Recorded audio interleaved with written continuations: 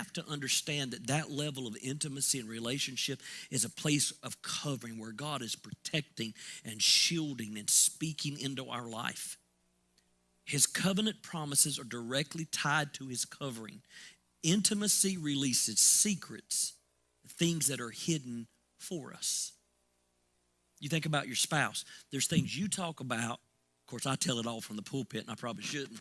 But there's things that you talk about that you don't talk with anybody else about, because that level of intimacy, that confiding, and what happens in that marriage, you become a covering to one another. You become you're there, whether the wife or the husband, you both have a level where you protect each other, provide for each other, nurture each other. You're there. You have a role that you fulfill as a spouse. And so it's the same way in our walk with the Lord. In that level of intimacy, there is a covering and a confiding. Second thing I wanted you to see here was there's also a condition. Notice what he said there in Psalm 25, our main text. The Lord confides in those who fear him. He makes his covenant known to them. But there's also the condition. He said, not only will his promises be tied to his covering, but he said you got to know the condition. That condition was that we must fear the Lord. Now, this is where this really began for me, because I began to ask the Lord, if we know all of this, if we come to church every Sunday and every Wednesday, if we listen to Bible studies and Christian music and all those things, and we've got the label and the tag and whatever else, the T-shirts to go with it, and we say we're Christians, and we're really spending time in the Lord with the Lord, then the fruit of that should be the revealing of his covenant promises in our lives for other people to see and experience.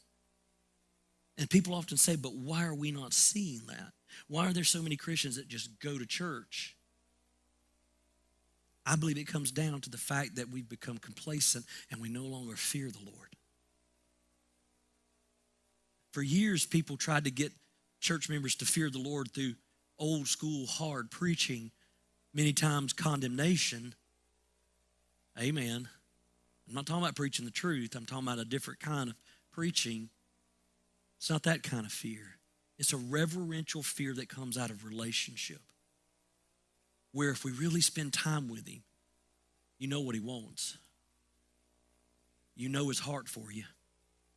You know he's got a plan. You know that if you walk away from that plan, that anything outside of that plan doesn't compare to his plan. Let me ask this question. I just want you to think on this. Can you remember that time in your life where the idea of not serving the Lord no longer existed? You ever thought about that? Where somewhere along the way you just reached a point where the idea of not being a Christian was almost uncomprehendable. Does that make sense what I'm saying? I can't tell you where that was for me. Because when I first got saved, I was young in the Lord. There's that struggle going on. Are you following me? Where the enemy's trying his best to get you and trying to get you to question and trying. I remember going through a stage where I said, how do I really know there is a God? I've been serving the Lord maybe 2 years. How do I really know that there is a God?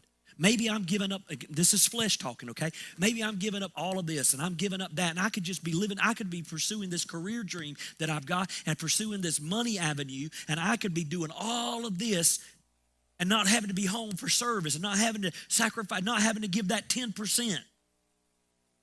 Oh, I'm preaching real good right now. I mean, if he doesn't exist, why would I be giving 10%? Or offerings. And so all of this is going on, and I'm like, God, how do I know? I don't want to be blasphemous. I don't want to be rude. But am I wrong? Have I just been raised in this all my life and told this, and so I accept it? Is it really true? And I heard the Lord speak to me something that may sound silly to you, but it made perfect sense to me. I heard the Spirit of the Lord speak to me and said, do you believe in outer space? Well, yeah. I mean, that was of course. Well, and I knew it was God. At the same time, I'm having this argument, of course. And he said, people spend billions of dollars a year exploiting something that they don't know where it begins or where it ends. But every one of us knows it's there. It made sense to me. I knew at that moment that I said, God, I can't understand everything about you. Your ways are above my ways. Your thoughts are above my thoughts. I don't have all the answers, but I settled at that moment in my life that he was bigger than me, and I wanted him to always be bigger than me. Because if he was equal to me, then why? He's not God.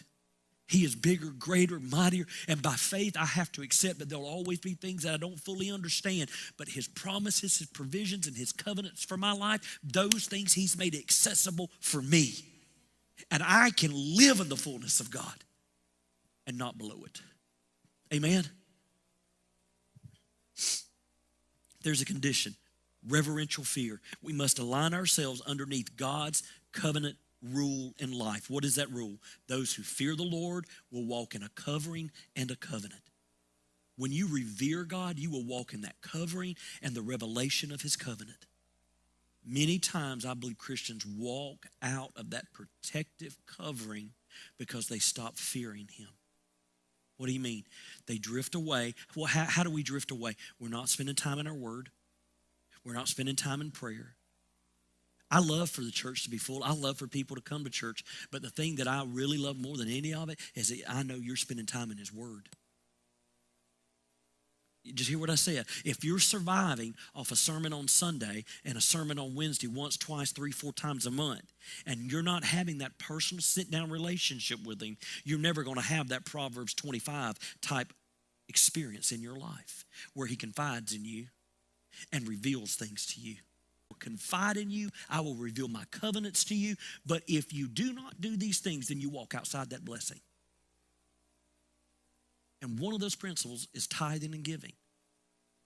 Be obedient.